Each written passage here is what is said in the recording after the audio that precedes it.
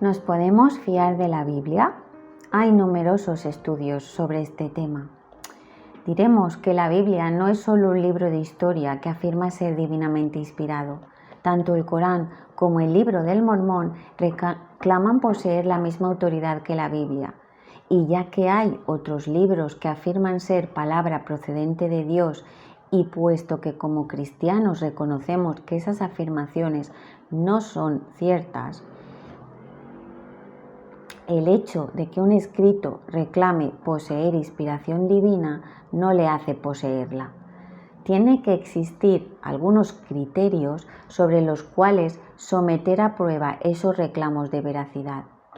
¿Cómo puedo saber que las palabras de la Biblia son la verdadera palabra de Dios? Hay varios aspectos que nos ayudan a discernirlo. El primero, y una de las maneras en que la Biblia demuestra su propia autoridad, es su coherencia. La Biblia es un compendio de 66 libros, 39 en el Antiguo Testamento y 27 en el Nuevo Testamento. Imaginad la infinidad de temas que podemos encontrar. Sin embargo, se confirma la unidad del libro.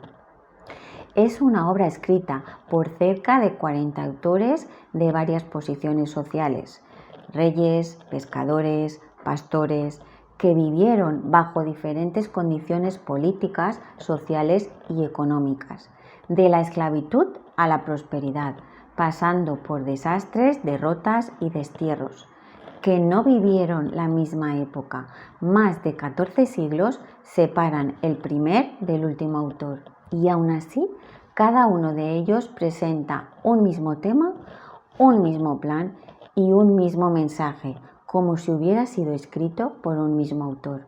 La explicación la encontramos en 2 de Pedro 1:21, que dice: porque nunca la profecía fue traída por voluntad humana, sino que los santos hombres de Dios hablaron siendo inspirados por el Espíritu Santo. El segundo aspecto es ver quiénes son los autores. ¿Se les puede considerar inteligentes, honestos o buscaban algo? ¿Fueron testigos presenciales de lo narrado? El tercer aspecto sería examinar la consistencia interna del texto, la consistencia de la Biblia. Algunos consideran que la Biblia plantea errores.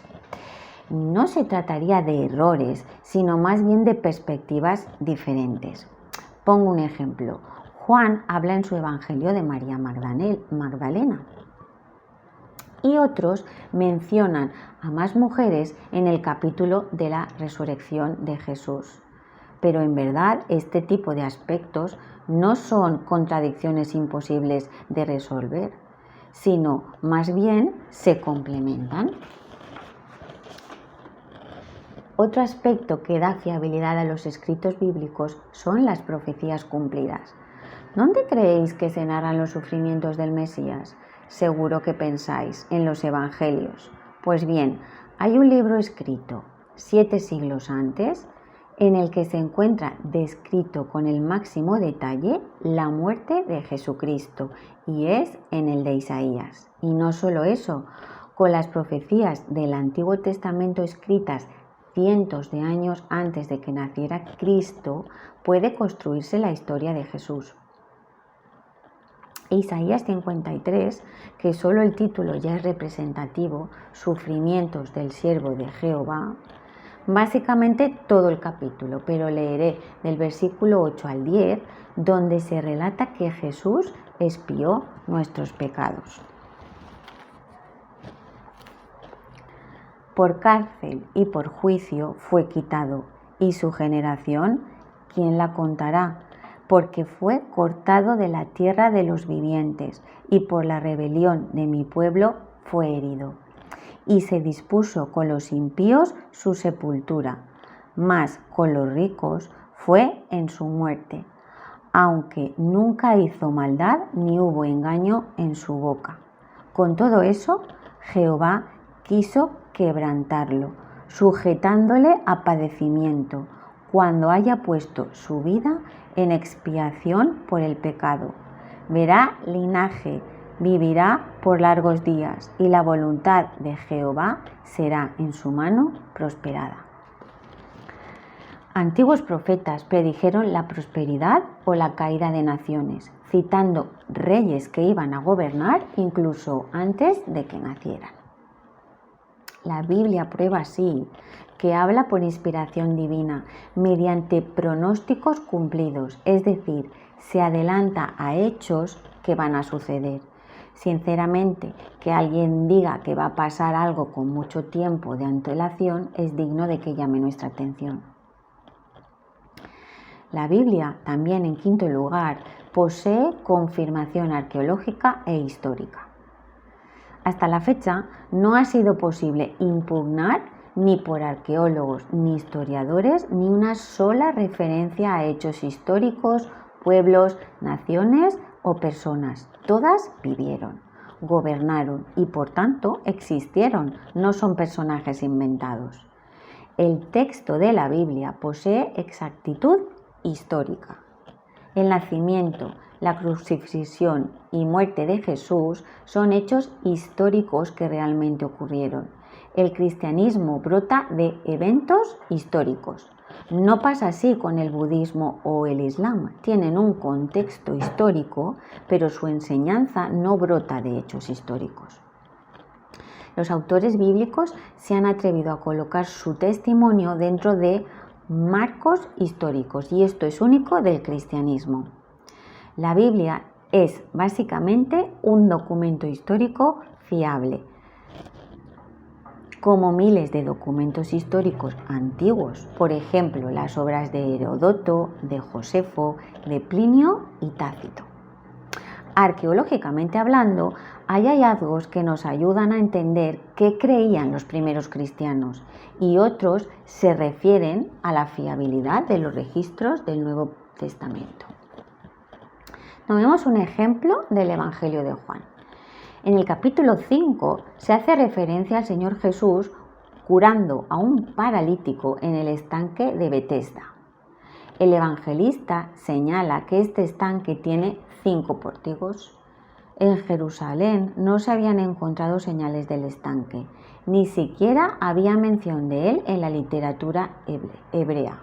Parecía que Juan se lo hubiese inventado.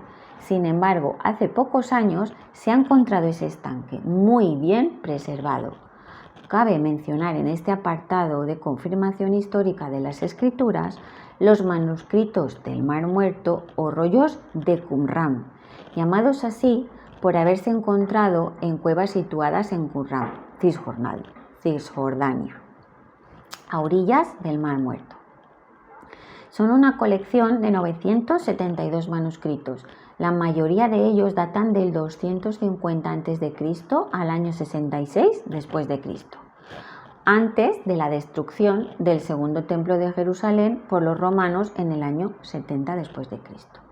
Algunos de estos manuscritos constituyen el testimonio más antiguo del texto bíblico encontrado hasta la fecha. En Qumran se han descubierto aproximadamente 200 copias de todos los libros de la Biblia hebrea. En este rollo encontrado en Qumran se hace una mención casi contemporánea de ese estanque. Por tanto, los lugares donde se sitúan las narraciones también existen. Otro ejemplo, en el capítulo 19 de Juan, nos dice que el Señor Jesús fue llamado a un sitio que se llamaba el Enlosado en hebreo, Gabata. Nadie sabía nada acerca de este sitio, parecía un añadido a la historia del juicio de Cristo, hasta que el arqueólogo francés Pierre Vincent lo descubrió en unas excavaciones que realizó en los años 30. Es el recordatorio más conmovedor del primer siglo que pueda verse en Jerusalén hoy. Probablemente fue allí que el Señor Jesús compareció en su juicio ante Pilato. Los historiadores valoran el Evangelio de Lucas y el libro de Hechos como escritos verdaderamente exactos y de material histórico para poder entender el primer siglo. Se acude a ellos, pues, para entender parte de nuestra historia antigua. Por citar algunos ejemplos, sabe que en Tesalónica tiene gente dedicada a la política. En Hechos 17:6, las autoridades que se mencionan ahí se refieren a Politarch, un título macedonio helenístico y de la era romana para un gobernador electo de una ciudad. Sabe que en Filipos había 2 magistrados conocidos como estrategoi, que era el nombre usado en la antigua Grecia para designar al general o al comandante en jefe y supremo de un cuerpo militar terrestre. Se descubre en estos textos la organización política de la época. Y aparte de esto, el sexto epígrafe que nos podíamos basar para saber si fiarnos de las escrituras es si los escritores seculares contemporáneos arrojan luz sobre el texto. Y sí que los hay. Hay otros textos que mencionan a Jesús y confirman que los judíos le atribuían milagros.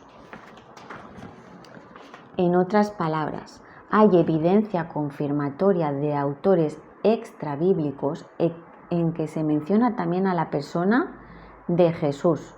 Hay referencias históricas no cristianas sobre Jesús, o sea que se confirma su existencia. Leeré un ejemplo de un historiador, de Flavio Josefo, un historiador judeo-romano del siglo I. En los manuscritos existentes sobre él se encontraron referencias en que se dice que Jesús el Mesías era un sabio maestro crucificado por Pilato. Y sobre el bautismo de Juan el Bautista dice: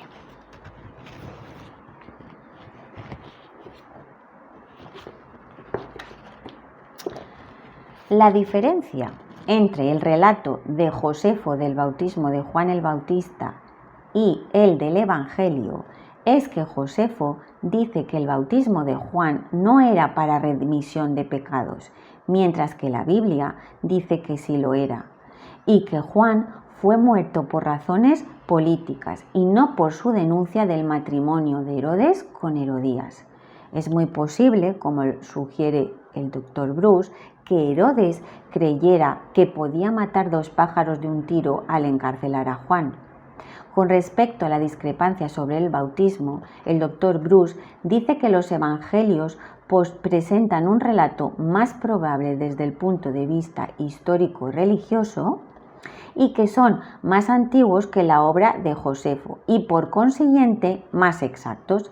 Sin embargo, lo que realmente interesa es que el bosquejo general del relato de Josefo confirma el de los evangelios.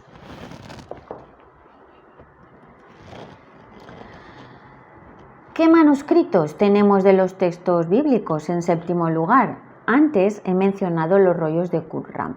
También disponemos de códices. El más antiguo es el Códice Sinaítico, que contiene gran parte del Antiguo Testamento y el Nuevo Testamento completo. Lo que tenemos son copias de copias de copias. Obviamente, en algún caso, algún copista se puede equivocar, pero cabe decir que no existen 2 manuscritos que contengan los mismos fallos y, por tanto, comparando estos manuscritos con los demás, es posible reconstruir el texto original. Y más aún, ninguna doctrina del Nuevo Testamento depende de un solo versículo o pasaje, por tanto, no pueden ponerse en tela de juicio todo el mensaje. El manuscrito más antiguo que tenemos ahora podría llegar a tener unos 1800 años. ¿De cuándo sería el manuscrito del que fue copiado? Pues no lo sabemos, pero analicemos esto también. Algunas de las obras de autores griegos y latinos famosos nos han llegado en unos pocos manuscritos tardíos, es decir, del siglo VII al IX.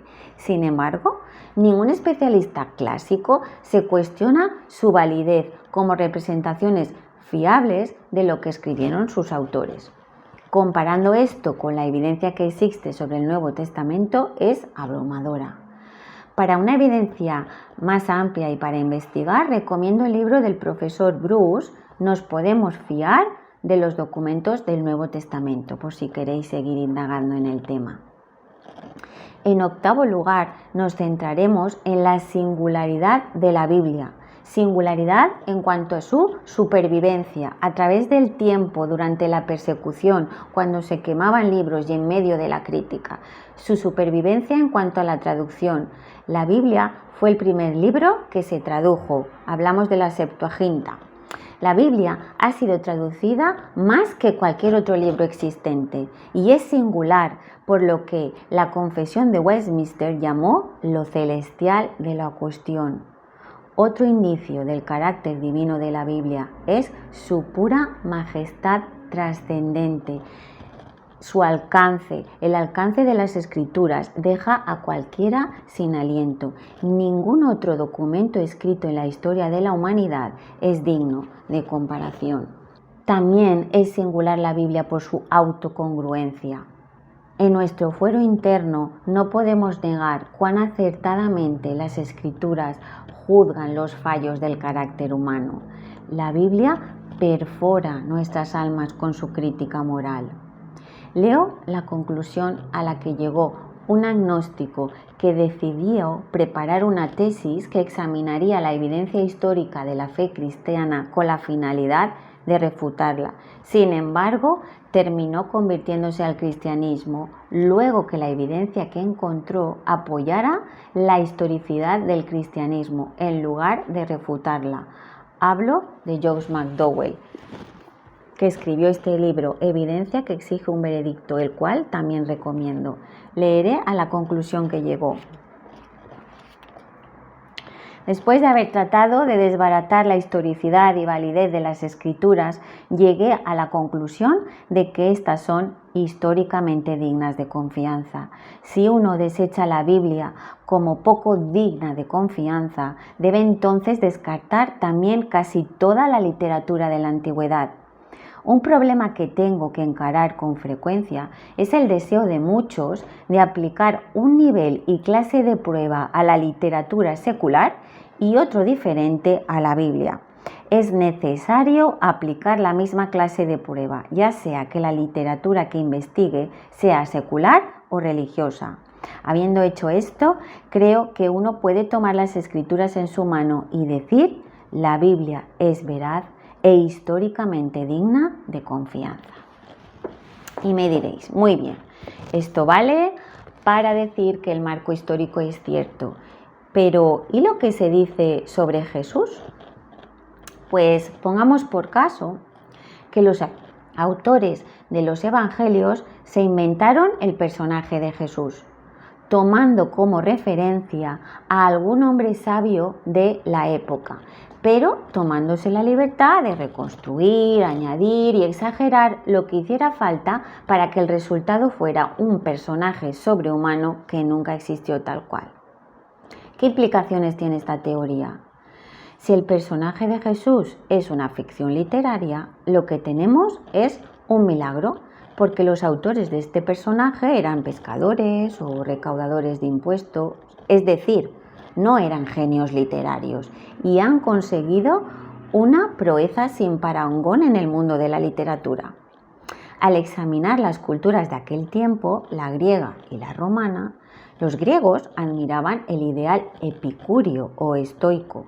Los epicúreos piensan en evitar todo dolor y placer que pueda estorbar. Los estoicos creían en una racionalidad rígida, en dominar las emociones y se enfrentan al sufrimiento y a la muerte con autodeterminación. Qué diferente es el Jesús que se nos presenta en los evangelios, atormentado con la angustia y la agonía de Getsemaní hasta sudar gotas de sangre. Mientras que le rogaba a Dios que pasara esta copa, decía: Dios mío, ¿por qué me has abandonado? Ciertamente él no era lo que un griego consideraría un héroe, ni lo que un filósofo griego inventaría como ideal al que admirar. Y en cuanto a los romanos, su único dios era el poder y consideraban a Jesús como objeto legítimo de burla en algún caso. El hecho evidente es que Jesús es contrario al ideal de héroe político, filósofo y religioso. Si quisieran inventar un Dios no lo habrían hecho tal y como Jesús vivió.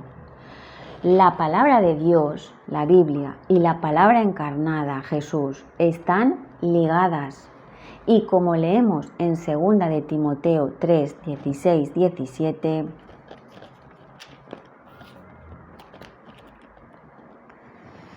toda la escritura es inspirada por Dios y útil para enseñar, para redarguir, para corregir, para instruir en justicia, a fin de que el hombre de Dios sea perfecto, enteramente preparado para toda buena obra.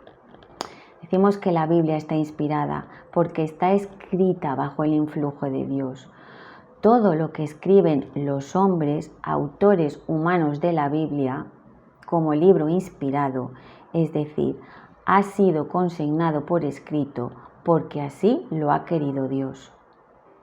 La Biblia no es pues un mero legado de siglos pasados, sino la palabra eterna de Dios. Para concluir, diremos que las evidencias están ahí, demandan acción. Hemos de pensar no en qué dice la Biblia, sino en qué me dice la Biblia a mí. ¿Estamos dispuestos?